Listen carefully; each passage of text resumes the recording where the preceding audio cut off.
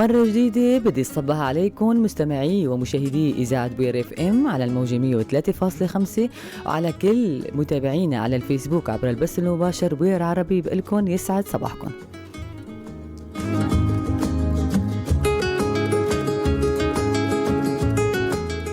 وصلنا مستمعينا ومشاهدينا إلى فقرتنا الحوارية لليوم يلي رح نحكي فيها عن موضوع الانتحار وحالات الانتحار في المنطقة. وفق إحصائيات منظمة الصحة العالمية يبلغ عدد المنتحرين سنويا 800 ألف منتحر، مع ملاحظة عدم تسجيل الكثير من حالات الانتحار لأسباب تتعلق بالثقافة المجتمعية وعدم إفصاح الأهل بأن الوفاة كانت انتحارا. في الفترة الأخيرة ازدادت حالات الانتحار في منطقتنا لأسباب اقتصادية وضغوطات نفسية، ونتحدث أكثر عن هذا الموضوع معي ضيفتي في الاستوديو المعالجة النفسية جوانا بركات. أهلا وسهلا فيك، يسعد صباحك. يسعد صباحكم، أهلا وسهلا فيكم. أستاذة جوانا، في الآونة الأخيرة ازدادت حالات الانتحار في منطقتنا، حبذا لو تحدثينا عن أسباب هذا الانتحار بشكل عام. تمام. هلا كأسباب عامة وواضحة ما في، بس فينا نقول إنه هي عوامل الخطورة، تسهيلات أو محفزات لإنه تصير عنا حالة الانتحار أو لا. منها تاريخ عائلي وراثي، إنه حدا من العيلة قبل هلا صار معه حالة انتحار أو محاولة الانتحار، هاي من العوامل الخطورة. كمان في عنا أمراض واضطرابات نفسية وذهانية مثل اكتئاب وثنائي القطب واضطراب ما بعد الصدمة، وكمان في عنا الأمراض الذهانية. كمان إذا صار عنا محاولة انتحار سابقة، هذا كمان بيشجع إنه بيكفوا هاي العملية وتصير عنا حالة انتحار. في عنا العزلة الاجتماعية كمان من العوامل الخطورة، إنه شخص بيعاني من العزلة الاجتماعية بيكون متعرض أكثر لحالة انتحار.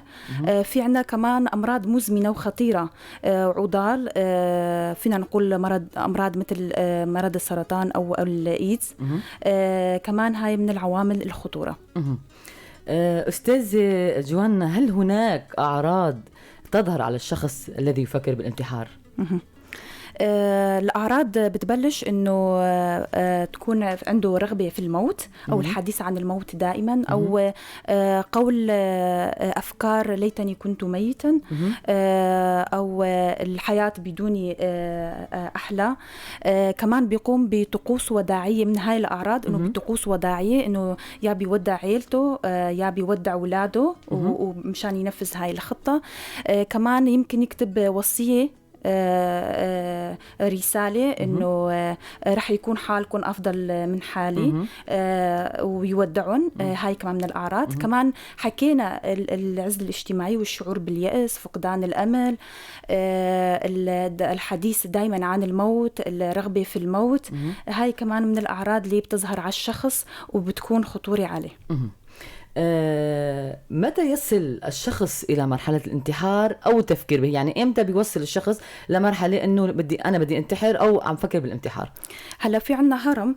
بيبلش أول شيء رغبة في الموت، بعدين بتجي الأفكار الانتحارية والنوايا الانتحارية، بعدين بتجي الخطة والتحضيرات، بعدين في عنا محاولة الانتحار لحتى يصير الانتحار. أوكي. أستاذة جوان، هل الاضطرابات والأمراض النفسية بتكون عامل مسبب الانتحار؟ مثلا من يعانون من الاضطراب الاكتئابي الحاد أو من اضطرابات المزاج، هل ممكن أنه تكون عامل مسبب الانتحار؟ حكينا بالأسباب بالعوامل الخطورة، أنه الشخص عنده اضطرابات النفسية منها ثنائي القطب مثل ما ذكرتي. كمان عنا الذهانيات، عنا ثنائي القطب الهوس مع الاكتئاب. بيكون عنده معرض أكتر لشخص ما بيعاين هاي الاضطرابات. أكيد يعني لأنه بتصير عنده أعراض العزلة، فقدان المعنى، فقدان الحياة، فقدان الاهتمام، لوم الذات. أستاذة جوانا، بحسب استطلاع رأي أجرته مؤسسة بوير الإعلامية، هناك نسبة كبيرة من التجار أو بشكل آخر أغلب المنتحرين هم الذين يعانون من وضع اقتصادي متدهور إلى جانب فئة من المراهقين. ما هو تعليقك على هذا الموضوع؟ هلا انه كمان من الاسباب والعوامل الخطوره انه شخص مر بحدث صادم وما قدر يتعامل مع هالحدث. منهم بلكي مثال انه تاجر وكان وضعه منيح وصار عنده ازمه ماليه، فجاه صار عنده افلاس. شاف انه الطريق الخلاص ينهي هالالم والمعاناه انه ينتحر. بس ما رح نعممه على كل التجار لانه في حالات فريده مثل ما قلتي، فريده من نوعها، بلكي يلجأوا لهاي الخطه لطريق الخلاص. كمان العوامل الخطوره، الفقر، الازمه الاقتصاديه، الغلاء الاسعار اللي هلا المنطقه عم تعيشها، الطلبات سواء من معيد العيلة أو من شخص اللي عم يربي أسرة. شاف كمان أنه طريق الخلاص له أنه يمكن صار معه محاولة الانتحار أو حالة الانتحار. كمان ما فينا نعمم هاي الحالة لأنه مو كل شخص فقير ما فيه يتعامل مع هالحدث اللي عم بيصير معه ليلجأ للانتحار. مشان ما نشجع هاي الأفكار، بالعكس أنه نلاقي حلول ونقيم هاي العوامل الخطورة. يعني بتتفاوت النسب بهذا الموضوع؟ بتتفاوت النسب وليس ثابتة يعني، بس إنه أحداث صادمة متفاوتة. أستاذة جوانا، هناك إحصائيات تقول أن نسبة حالات الانتحار بين النساء أكثر. برأيك ما هي الأسباب؟ ليش عالم هيك عم تحكي يعني؟ هلا انه ما فينا نقول انه حالات الانتحار، ولكن محاولات الانتحار عند النساء اكثر من الرجال، وانما حالات الانتحار عند الرجال اكثر، لانه اللي عم بيستخدموا الطرق اللي انه يحاولوا ينتحروا فيها طرق مهلكه وفتاكه، مثل اطلاق النار او القفز. والنساء بتختلف، يمكن تناول الادويه او قطع شرايين الدم.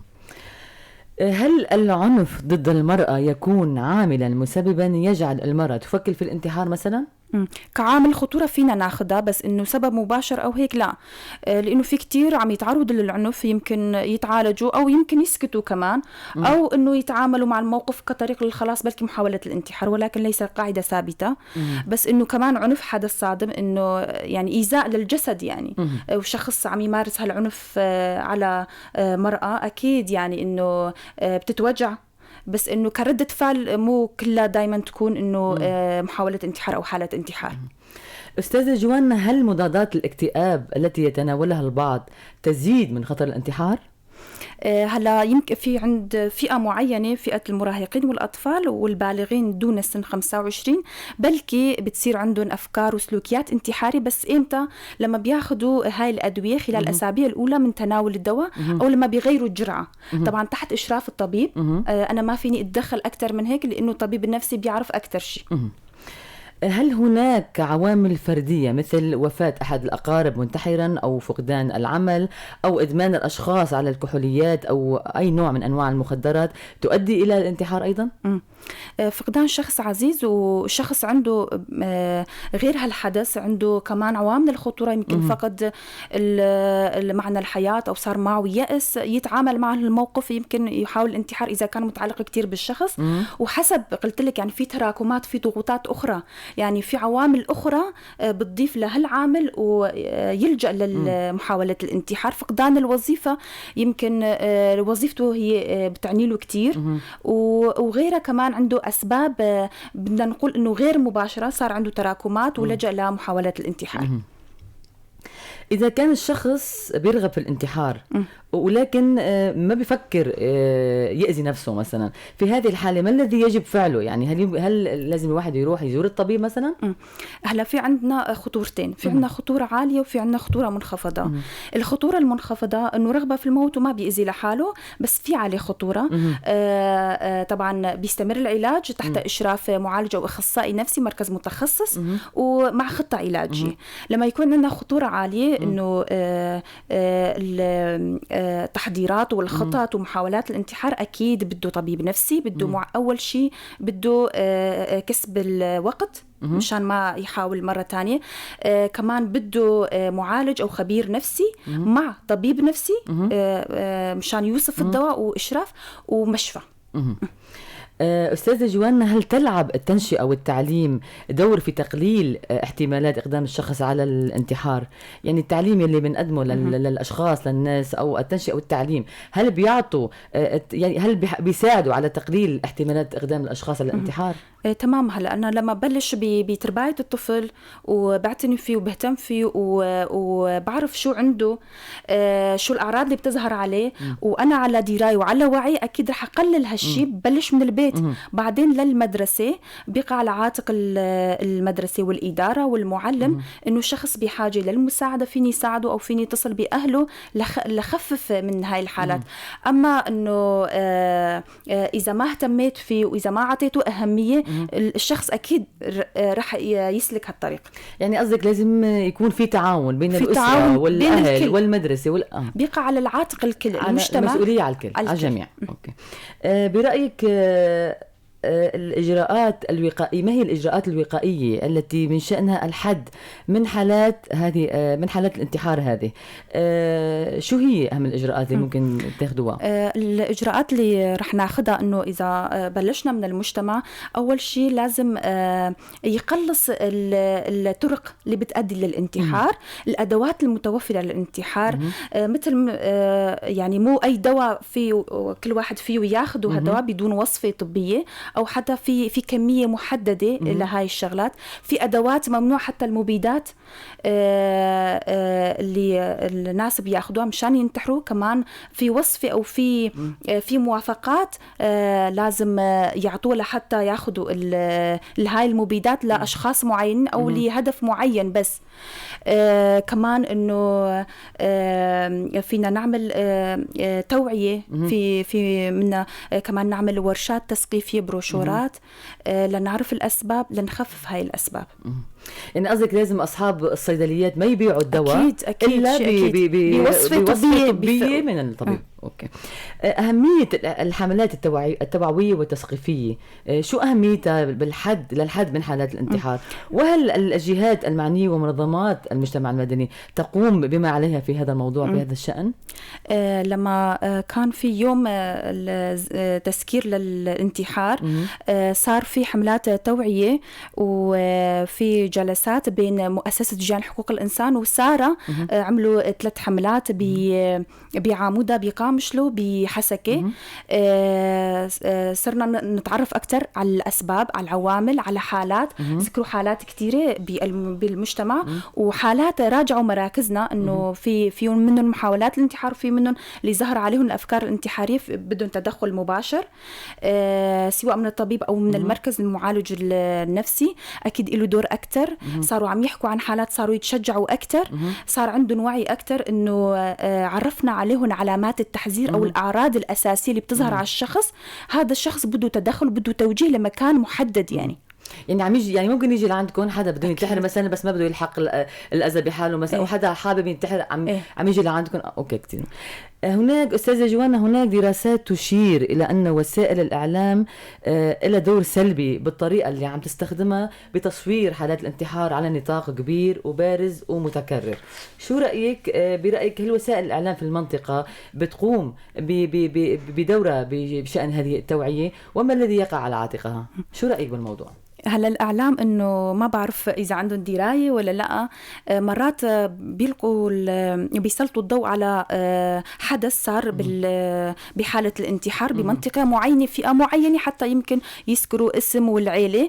ما بيصير طبعا بدون دراية، عم يروج، عم يشجع على هاي، خاصة عند فئات معينة مثل فئة المراهقين، إنه فلان شخص انتحر لأنه ما طلع شهادة تاسع، أو فلان شخص انتحر لأنه صارت معه مثلا أزمة عاطفية.